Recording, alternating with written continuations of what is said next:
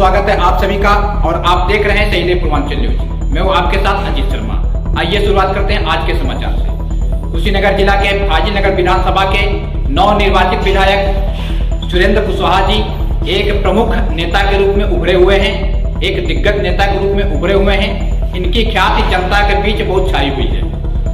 इनकी ख्याति प्राप्त होने के कारण हमारे शहीद पूर्वांचल के संवाददाता सुरेंद्र भाई शर्मा उनसे मुलाकात की। 9 वर्ष हिंदू संवत्सर के शुभ अवसर पे उनको बधाइयां भी दी, शुभकामनाएं भी दी और नवनिर्वाचित विधायक जी से विभिन्न पहलुओं पे बातचीत भी हुई। आइए आपको ले चलते हैं उनके पास, जहां हमारे संवाददाता उनसे बातचीत की और उनकी बातचीत की एक विशेष रिपोर्ट।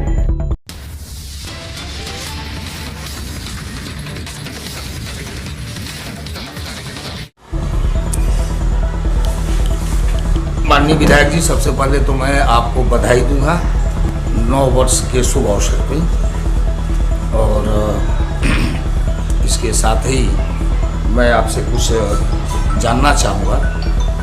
सबसे पहले तो आप 9 वर्ष के ऊपर यहाँ की जनता को क्या कहना चाहेंगे? हिंदू 9 वर्ष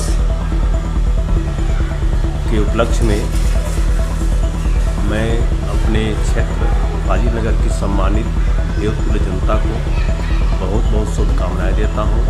ईश्वर से प्रार्थना करता हूं कि हमारे विधानसभा की जनता, सम्मानित जनता जनार्दन जो है, स्वस्थ रहे, खुशहाल रहे, इसकी मैं कामना करता हूं।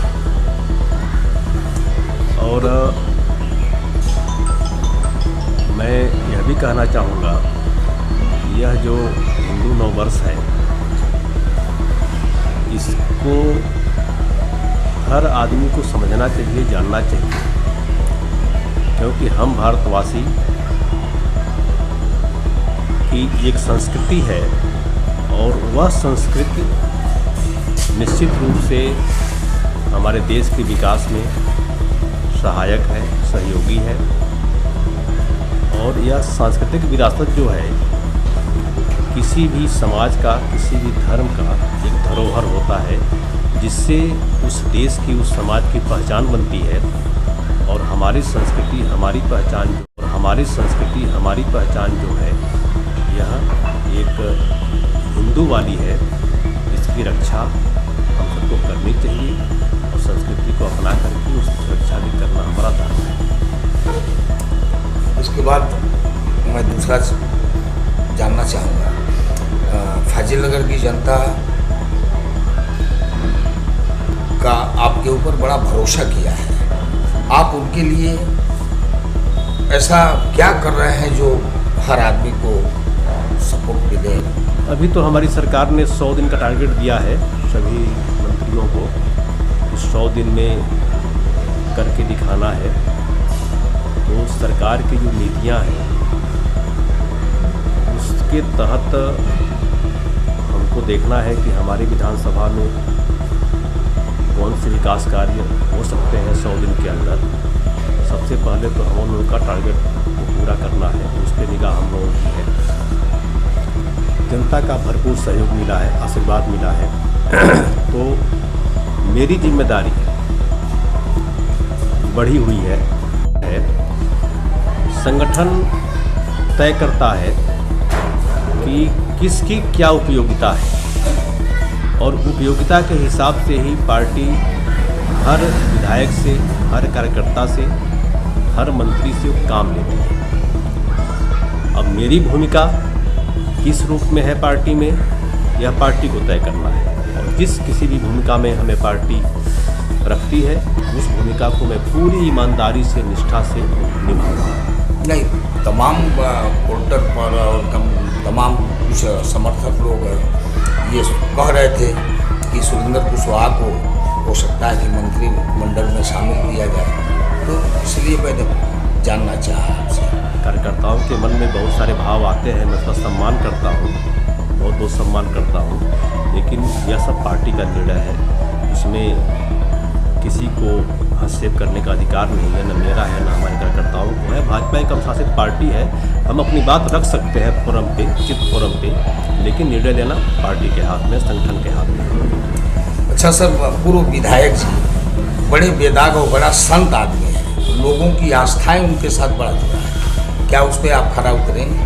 प्रयास करूँगा, 100% प्रयास करूँगा कि जो उन्होंने लकीर खींची है विधानसभा के लिए, कम से कम उससे बड़ी लकीर न खींच पाने में सक्षम हो पाऊँ तो कम से कम उस लकीर को छोटा न होने दूँ, इस तरह करूँगा। अच्छा, महंगाई के ऊपर क्या कहेंगे सर? रोजमर्रा की चीज़ें आसमान छू रही है, पेट्रोल, डीजल, गैस, वो कहना हो कि खाद्य सामग्री, सारे चीज़ों पर बढ़ोतरी हो रही है, इस पर क्या कहेंगे, क्या करेगी अब सरकार? देखिए, सही बात यह है कि अभी एक ऐसे कालखंड से हम लोग गुजरे हैं, वैश्विक महामारी कोरोना के रूप में जो पूरे विश्व में फैली हुई है,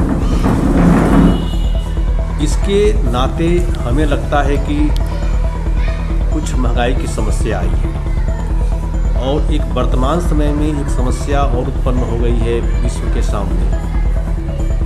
यूक्रेन और रसिया के बीच जो है युद्ध चल रहा है, तो कुछ इसके नाते भी संकट पैदा हुई है। तो यह हमें लगता है कि जो थोड़ी बहुत महंगाई हमें दिख रही है, यह आने वाले निकट भविष्य में समाप्त हो जाएगी और निश्चित रूप से मोदी सरकार, इसके पूरे देश को भरोसा है, इस समस्या से निजात पाने का प्रयास करेंगे और हमको निजात मिलेगा। Thank you sir. इससे पहले तो हम लोगों का टारगेट को पूरा करना है, उस पर निगाह हम लोगों की है। जनता का भरपूर सहयोग मिला है, आशीर्वाद मिला है, तो मेरी जिम्मेदारी बढ़ी हुई है जनता की अपेक्षाओं पे खरा उतरना। यह सबसे पहला मेरा प्रयास रहेगा। हर समस्या जो मेरे लायक है उसका समाधान मैं कर सकता हूँ, उसको करूँगा और निश्चित रूप से अगर मैं यह सब कर पाने में सफल होऊंगा तो हमें काफ़ी संतोष मिलेगा। हमें लगेगा कि जनता ने जो हमें स्नेह दिया है, प्यार दिया, आशीर्वाद दिया है, उसके अनुरूप हमने कार्य किया है।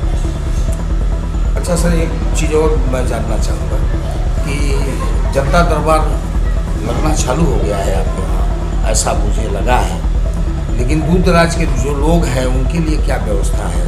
नहीं है व्यवस्था, अभी तो मैं शुरू नहीं कर पाया हूँ, लेकिन हमारा ये सोच है कि हफ्ते में 2 दिन वहीं रहूँ, 2 दिन पट्टी में और 2 दिन जो है फाजिल में रहूँ।